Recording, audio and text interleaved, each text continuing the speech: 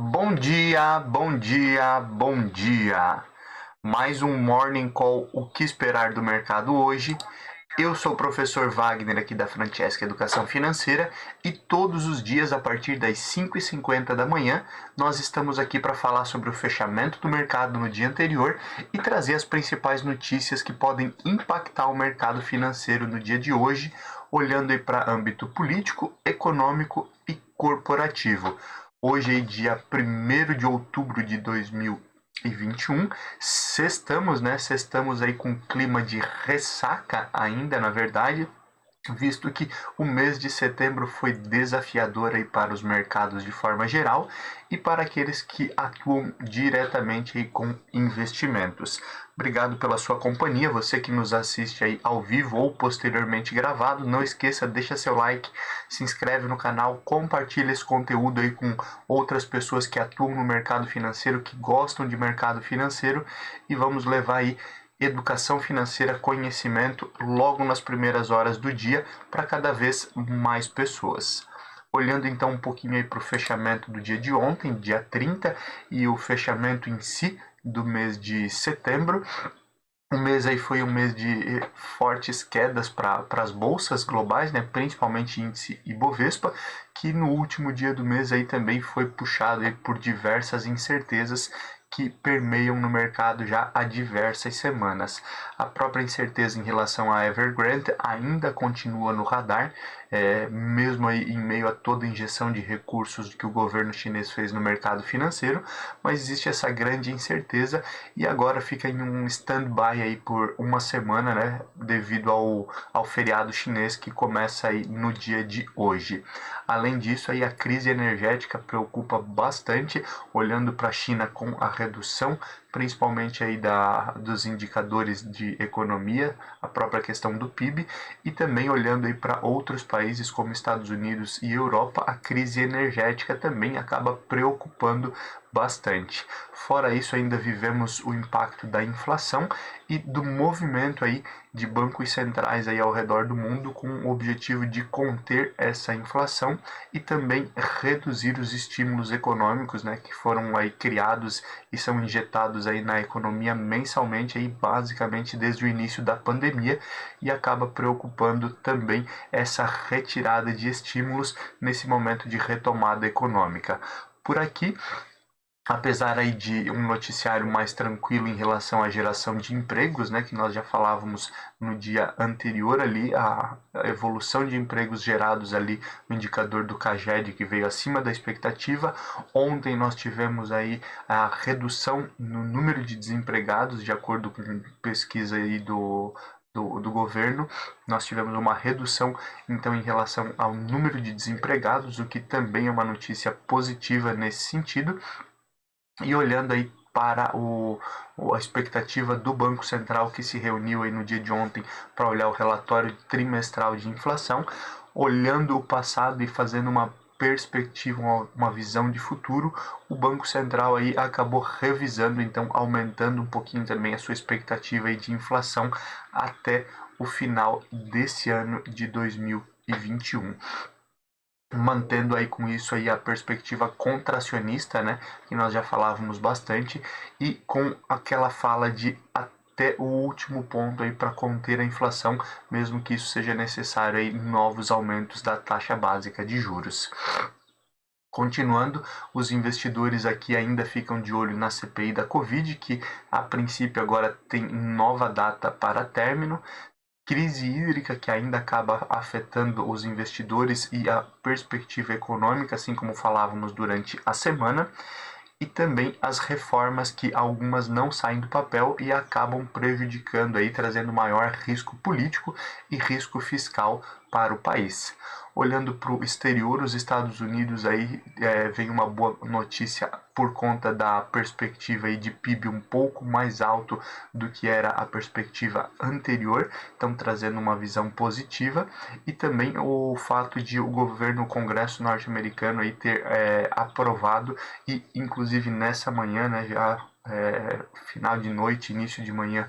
nos Estados Unidos, o presidente Joe Biden aí assina o decreto, então, que mantém aí os investimentos e não permite aí o shutdown lá nos Estados Unidos, que é a paralisação da máquina pública. Agora entram novos desafios para lá, mas esse ponto também superado são as notícias positivas que vêm de lá. Contudo, o aumento do pedido de desemprego aí vindo acima da expectativa acaba sendo negativo e, junto com outros fatores, fizeram com que as bolsas despencassem também no dia de ontem. Na Ásia, a situação não foi diferente, principalmente por conta dos indicadores da China, que já falávamos anteriormente, e a Europa sofreu da mesma forma no dia de ontem em relação ao restante das bolsas globais, finalizando aí basicamente aí o mês também com uma perspectiva negativa, a primeira aí já dos últimos meses. Olhando para números de forma geral, nós tivemos no dia de ontem o Ibovespa caindo 0,11%, não foi uma queda tão acentuada, mas fechou o mês aí na casa dos 110 mil pontos, 110.979 pontos, trazendo aí também uma preocupação, e a gente volta a falar sobre isso aí durante o nosso Morning Call, o que esperar do mercado hoje. O dólar ontem subiu 0,38% a R$ 5,45. E olhando aí para as bolsas norte-americanas, Nasdaq, a bolsa de tecnologia, caiu 0,44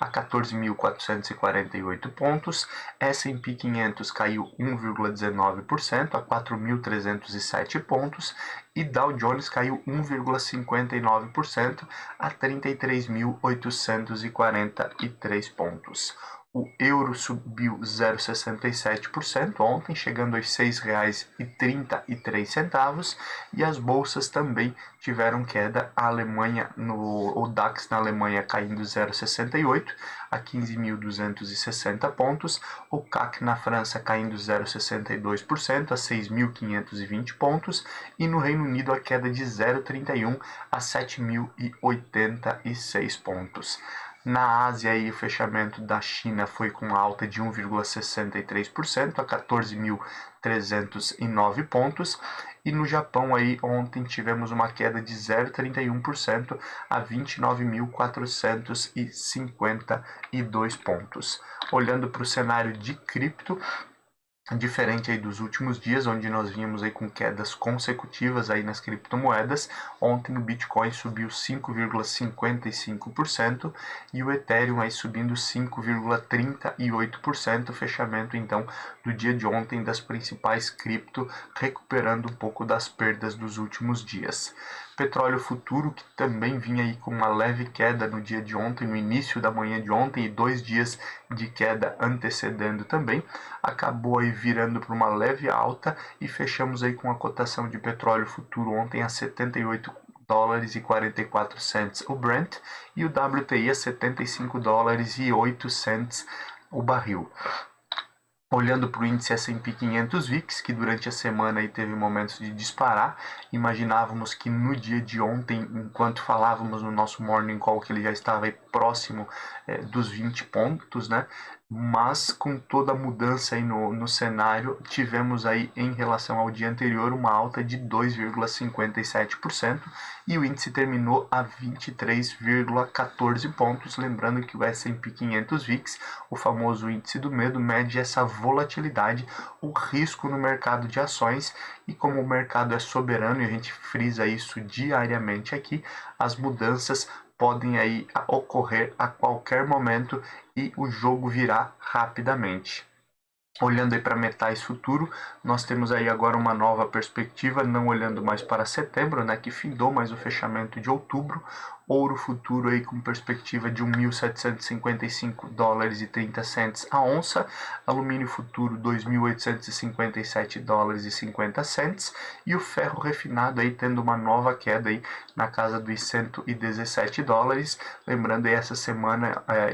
que vem não devemos ter grandes oscilações no preço do minério de ferro por conta do feriado chinês, que mantém aí os mercados fechados durante uma semana lá na China, e pouca movimentação, então pouca pressão também em relação ao preço das commodities nos próximos dias. Olhando aí para o fechamento do índice Ibovespa no dia de ontem, as principais altas ficaram aí por conta de Prio 3, que vem aproveitando aí PetroRio as últimas altas no preço do petróleo e também o aumento aí da oferta e demanda. E temos com isso aí a alta de 9,45% de Prio 3 no dia de ontem, que fechou a R$ 25,01. CSNA3, Companhia Siderúrgica Nacional, também subindo 4,77%,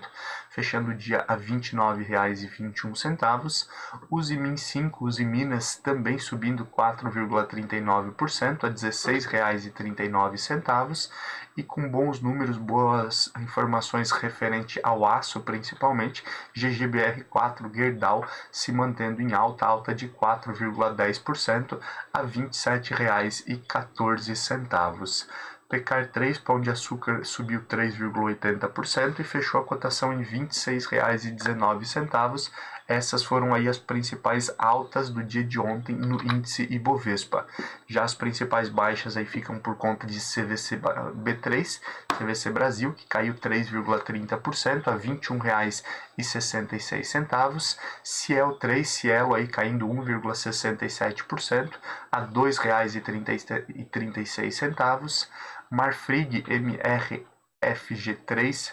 ficou um 3 a mais ali, desculpa, caindo 1,18% a R$ 25,02. E as aéreas Azul 4 e Gol 4, Azul caindo 1,13% a R$ 36,61 e Gol caindo 1,10% a R$ 20,67. Alguns dos aspectos aí que fizeram cair aí a cotação de Azul e Gol foi uma redução da demanda, né, da quantidade de ocupação, inclusive aí de busca por passagens aéreas aí nos relatórios do mês de agosto e também o que acontecia no mês de setembro. Essa leve queda também já levou alguns investidores a desfazer das suas posições e com isso aí também tivemos essa leve queda aí no dia de ontem, olhando aí para essa questão de aéreas Azul e Gol principalmente. Olhando aí para indicadores que vale a pena ficar de olho para o dia de hoje. Hoje nós temos aí a divulgação do PMI industrial aqui no Brasil, lembrando os PMIs eles medem aí o setor privado, né? No caso, PMI industrial medindo as indústrias, PMI composto, compondo indústria e serviços, e PMI de serviços mede também esse crescimento do setor de serviços. E conforme a nota dada nesse PMI indica aí uma alta, né, na questão da economia, na evolução dessas empresas, uma estagnação ou mesmo aí uma desaceleração econômica aí das empresas privadas. Hoje aí temos também a balança comercial aqui no Brasil, então vale a pena ficar de olho nesses dois indicadores por aqui. Já no exterior, iniciamos aí, como eu já falei anteriormente, com a questão do feriado chinês, que dura aí uma semana, então mercados fechados aí na próxima uma semana aí na China. Devemos então ter pouca oscilação vinda aí da Ásia, mas com alguns pontos aí a olharmos já no dia de hoje em relação a Japão. Hoje nós temos também a divulgação aí das vendas no varejo na Alemanha, que subiram, mas subiram abaixo, ficaram aquém daquilo que era a expectativa, e com esse cenário aí que nós temos visto aí de alta de juros e outros problemas, inclusive aí em decorrência das eleições lá na Alemanha, acabam pesando juntamente com esses indicadores. Hoje também temos divulgação de PMIs lá na Europa, o PMI industrial aí da França, da Alemanha, da zona do euro, do Reino Unido, e também PMI da indústria lá nos Estados Unidos, também olhando aí para esse crescimento, essa retomada. Temos o índice de preços ao consumidor, IPC, da zona do euro, e o PCI lá nos Estados Unidos, né, que é um dos indicadores de inflação. Lembrando, são dois, assim como acontece aqui no Brasil. Tem o CPI, né, que é um dos indicadores que é utilizado, o principal deles, que é divulgado no início aí de cada mês, e o PCE, o PCI, que também é divulgado aí no início, nos primeiros dias aí do mês, antes do CPI, e hoje então nós temos esse primeiro indicador, lembrando que essa semana aí foi de fortes falas aí do presidente do Federal Reserve e de membros do FOMC sobre essa inflação aí passageira, e que deve aí no início de 2022 ter uma redução nas falas aí do Jerome Powell. Então vale a pena ficar de olho nesses indicadores que podem movimentar a economia e o mercado financeiro no dia de hoje. Olhando aí para outros pontos que podem movimentar a economia e mercado financeiro, principalmente aí no dia de hoje, a política que diariamente nós falamos sobre ela aqui e a sua interferência que acaba acontecendo aí no mercado financeiro. Nós tivemos aí na CPI da Covid alguns depoimentos nessa semana e devemos ter desdobramentos para a próxima. Alguns desses desdobramentos aí envolvem aí o chamado do diretor-presidente da ANS, a Agência Nacional de Saúde, para ser ouvido pela CPI, pela comissão, justamente no intuito aí de entender quais foram as medidas ou quais serão as medidas aí de investigação que a agência irá tomar em relação a Prevent Senior e as acusações aí da Prevent Senior que teria aí usado aí pacientes como cobaia do kit Covid, entre outros pontos que a gente já discutiu bastante aqui nos últimos dias e impactaram bastante o cenário aí por conta das falas aí da advogada, inclusive dos médicos na CPI da Covid. Um relatório aí, o relatório final da CPI foi estipulado uma data, né? A votação desse relatório aí terá que ser ali no dia 20 desse mês, dia 20 de outubro. Então, assim como nós tínhamos anteriormente a perspectiva para o dia 23 de setembro a votação, agora mudada para o dia 20 de outubro, prazo aí inicialmente para findar a CPI da Covid-19. E ainda olhando para a questão da CPI da Covid, agora a CPI planeja ouvir os médicos da Prevent Senior, né? Lembrando, essa semana nós tivemos então a advogada que representava aí 13 médicos da Prevent Senior e que eles acusavam a empresa aí de forçar aí mudanças específicas ali na CID, né, em relação à doença que estava sendo tratada, também forçando a questão do uso aí do kit Covid ali para tratamento, e agora a CPI quer ouvir então os médicos para ter mais detalhes e dar continuidade à análise aí dessas informações. Alguns desdobramentos já específicos da CPI, né, em uma busca e apreensão aí feita por conta da CPI da Covid, foi encontrado aí alguns documentos que apontam aí que um possível operador de Renan Calheiros, que é o relator da CPI, teria emitido aí notas frias para a Precisa, né? A Precisa aí que negociava então a questão da compra de vacinas, então podendo aí ter desdobramentos nesse sentido. E agora para o outro lado da CPI, né? O relator Renan Calheiros aí que foi diversas vezes já questionado, e agora podemos ter desdobramentos nesse sentido. Vale a pena ficar de olho nos próximos passos. Ainda falando na questão política, saindo um pouco do âmbito da CPI e olhando para o âmbito das reformas, a reforma administrativa que estava avançada foi estagnada nesse momento, e os próprios parlamentares, seguindo até a orientação de Arthur Lira, presidente da Câmara, colocaram em segundo plano, e o foco agora da Câmara de Deputados seria aí a questão dos combustíveis, né? A votação, a discussão aí por uma possível mudança no ICMS, ou seguindo a própria fala do presidente Jair Bolsonaro na sua live nas redes sociais no dia de ontem, o objetivo é de criar um colchão de liquidez, né, um fundo que possa aí não mexer especificamente aí com a cotação de preços da Petrobras, mas que possa esse fundo subsidiar então as mudanças bruscas em relação ao preço do petróleo, e essa seria uma das prioridades então da Câmara, juntamente com a PEC dos precatórios, né, que mexe especificamente com o orçamento 2022 e precisa sair do papel aí o quanto antes. Eleições 2022, pesquisas mostram aí cada vez menor o espaço aí para uma possível terceira via e aumentando a polarização Lula-Bolsonaro,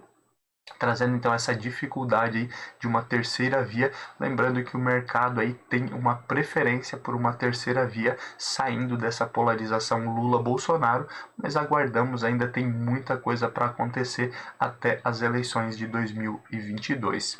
E finalizando a parte política aqui, o Augusto Aras, da PGR, Procuradoria-Geral da República, encaminhou ao STF, Supremo Tribunal Federal, um parecer aí contrário, né, a diversos pontos da reforma da Previdência que foi aprovado lá em 2019. E lembrando aí como foi encaminhado ao STF, existe a possibilidade aí de uma análise específica desses pontos e ser derrubado as aprovações aí que aconteceram lá atrás. Aguardamos, pois, essas cenas aí, esses próximos capítulos voltado a essa reforma da Previdência de 2019 podem impactar novamente o mercado. Olhando um pouquinho aí para aspectos econômicos agora, apesar aí de ser um pouco mais do mesmo, mas olhando aí o presidente norte-americano Joe Biden agora apela aí para que o Congresso norte-americano aprove os projetos de infraestrutura. Lembrando, aí existem alguns projetos de infraestrutura com inclusive uma visão aí de longo prazo do presidente Joe Biden, mas ele precisa dos recursos para manter aí os estímulos econômicos em relação à geração de emprego e renda, né, através desses projetos de infraestrutura aí, que são os maiores projetos aí já mencionados nos últimos 50 anos lá nos Estados Unidos. E esses projetos têm uma perspectiva aí de acontecer nos próximos anos, em até 8 anos, mas muita coisa ainda precisa sair do papel e precisa de aprovação, inclusive de recursos aí por meio do Congresso, que estava até então focado aí em evitar o shutdown, né, por conta aí da votação também do orçamento, e agora ganha um pouquinho de espaço para essa votação do orçamento até o mês de dezembro, mas o quanto antes o presidente norte-americano aí busca aí, juntamente com a Nancy Pelosi, que é a líder do governo dentro do parlamento, também tentando aí influenciar positivamente para sair do papel esses projetos de infraestrutura o quanto antes e liberar a agenda norte-americana. Por aqui, o governo aí, em meio a um movimento aí de redução do crédito, né, principalmente por conta das políticas contracionistas do Banco Central, é natural que o aumento da taxa básica de juros faça com que as instituições financeiras aí tenham um custo maior em relação ao dinheiro, um receio maior também em relação ao crédito, né, um cuidado muito maior, e os próprios consumidores finais, sejam pessoas físicas ou jurídicas, também reduzam aí as suas operações de crédito para o mínimo possível, né? É um movimento natural onde você pega menos dinheiro para investir, você compra menos utilizando o dinheiro dos outros. Com isso aí, com o objetivo de melhorar essa situação, principalmente olhando aí para a questão de investimentos de forma geral e olhando para o crescimento do PIB, o governo aí prepara um pacote para fortalecer então a questão do crédito. Não há detalhes ainda, mas nos próximos dias também deve ter detalhes desse programa, desse pacote para fortalecer o crédito. Já vale a pena ficar de olho nesse sentido. Isso pode movimentar e favorecer o crescimento da economia e toda essa dificuldade que nós olhamos principalmente já para 2022, com um crescimento do PIB bem inferior ao que era projetado inicialmente. Apesar aí da pressão do governo e também dos parlamentares, né, dos dois lados, oposição e governo, a equipe econômica, aí, por meio do secretário do Tesouro, Bruno Funchal, deixou bem claro que a equipe econômica, né, que o Ministério e que toda a equipe do Ministério da Economia é contrário à extensão do auxílio emergencial, né? O próprio presidente já falou, presidente da Câmara, Senado, outros parlamentares pressionando aí por manter o auxílio emergencial até abril do ano que vem, e com todos os valores aí que já foram gastos desde o início da pandemia por conta aí do auxílio emergencial e outros pontos, isso acaba afetando bastante o risco fiscal brasileiro, né? Aumentando aí, teria que ser novamente uma aprovação aí de valores fora do orçamento, desrespeitando a questão do teto novamente. E aí lembramos até do que falávamos ontem, a agência de classificação de rating, a Fitch, também com receios aí nesse sentido de ultrapassar aí os valores de teto, e então o secretário aí do Tesouro, Bruno Funchal, entre outros da equipe econômica, enfatizando que são contrários, principalmente por conta dessa ampliação do risco fiscal. Isso afasta aí investidores também do Brasil. Falando em afastar investidores do Brasil, a volatilidade e as incertezas, principalmente olhando para o mercado de renda variável, né, fizeram com que os investidores aí tirassem quase 4 bilhões de reais aí até o dia 29, né, não contabilizamos ainda o dia de ontem, mas 4 bilhões de reais da B3, né, levando esse recurso aí para outros países. E aí alguns pontos aí que às vezes podem ser divisor de águas. Outros países, principalmente aí na América Latina, já começam a subir as suas taxas de juros devido ao aumento da inflação. A retomada econômica aconteceu, a inflação, apesar de pontual, assim como no Brasil, também chegou, e os países começam, e seus bancos centrais começam a aumentar a taxa de juros, e daqui a pouco nós temos uma maior concorrência aí em relação aí a países ofertando uma taxa de juros mais atrativa, assim como o Brasil está fazendo hoje, e muita gente migrando então esses recursos que estavam em renda variável para outros países e para outras operações com menor volatilidade e também menor risco. Olhando um pouquinho para o setor corporativo, após a aquisição da Hemmer, né, que aconteceu aí nas últimas semanas, na última semana para ser mais específico, foi anunciado, a Kraft Heinz também agora se tornou a maior acionista majoritário da BR Spice, né, que trabalha também com parte de temperos, entre outros aí também da indústria de alimentos. Mais uma movimentação então nesse setor que até estava parado aí há algum tempo, né? Apenas algumas discussões olhando principalmente para frigoríficos, e possíveis fusões, controle por parte da Marfrig aí, de outras empresas, mas não havíamos visto muitas movimentações nesse setor. Isso aí agora pode ser um ponto aí a ficar de olho no mercado. O plano de recuperação judicial também das rodovias Tietê, né, foi homologado e prevê inclusive que os debenturistas assumam a companhia, né? Lembrando, a Rodovias Tietê emitiu debentures ali e acabou não conseguindo honrar com seus pagamentos, e agora entra nesse processo aí que foi homologado. Podemos aí ver alguns desdobramentos talvez positivos nos próximos meses. Vale a pena ficar de olho nesse sentido também, e vale aqui sempre o alerta, né, de analisar todo o projeto aí quando vai haver algum investimento, principalmente quando nós olhamos aí para debêntures e outros títulos aí de renda fixa privados, né? A GM lá nos Estados Unidos, a montadora, garante aí que ela pretende agora até 2025 utilizar apenas energia renovável nas suas fábricas. Esse projeto aí, influenciado pelo ESG, foi acelerado, né? A princípio, essa perspectiva da GM é que isso acontecesse somente no ano de 2030, então 5 anos antes é a previsão de utilizar somente energias renováveis nas fábricas da GM lá nos Estados Unidos, partindo muito para a questão do ESG, que tem se fortalecido bastante e gerado aí oportunidades específicas aí de empresas aí com esse selo. Então também são alguns pontos que vale a pena ficar de olho, e também em um momento aí que nós vivemos uma crise energética, né, que afeta também os Estados Unidos, o quão importante é essa mudança de pensamento aí dessas empresas. E falando em GM, né, e montadoras em geral, assim como nós já falamos diversas vezes aqui, mas estudos mais aprofundados apontam que o problema é pior do que imaginávamos em relação à escassez de chips globais para montadoras de veículos. As montadoras aí têm se preparado aí para uma escassez de chips aí para os próximos anos, né? 2022 e a princípio 2023 também teria uma forte escassez ainda de chips para montadoras de veículo, e aquilo que parecia ser aí uma crise de curto prazo começa a se tornar uma crise de longo prazo, e podemos ter diversos desdobramentos nas questões de empresas e questões econômicas também mexendo com o mercado financeiro.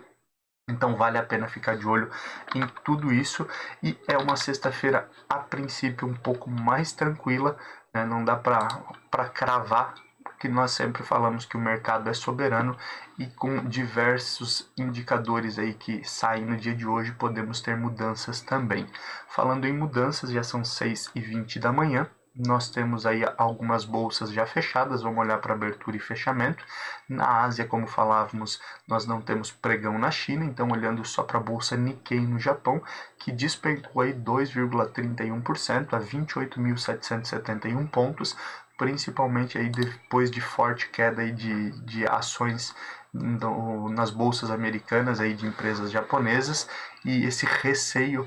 em relação aí à crise energética e outros problemas aí tem afetado, inclusive aí fazendo com que o Japão despencasse aí quase 5% aí durante a semana. Olhando para as demais bolsas, o pré-market e também a abertura de mercados de forma geral, temos bastante oscilação aí desde as primeiras horas do dia, mas há uma perspectiva aí de nova queda, também com bastante desconfiança aí no dia de hoje. Olhando aí para a Europa, né, mercados já abertos, o DAX na Alemanha continua caindo, cai 0,70%, o CAC na França cai 0,60% e no Reino Unido também a queda também é de 0,70%.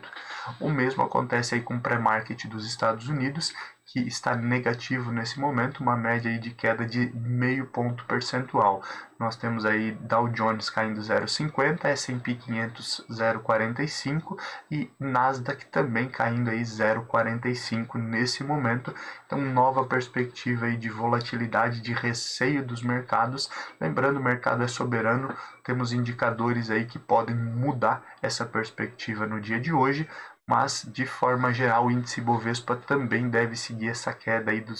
das bolsas norte-americanas, com o cenário interno aí podendo potencializar esses resultados ou até mesmo aí trazer um descolamento dependendo de tudo que acontecer no dia de hoje. Sextamos, início de novo mês, as mesmas dificuldades, mas segunda-feira estamos aqui novamente a partir das 5h50 para falar de tudo que aconteceu no dia de hoje e projetarmos os próximos dias. Um bom final de semana, bom dia de trabalho hoje e na segunda-feira nós nos vemos aqui novamente. Até lá, tchau, tchau.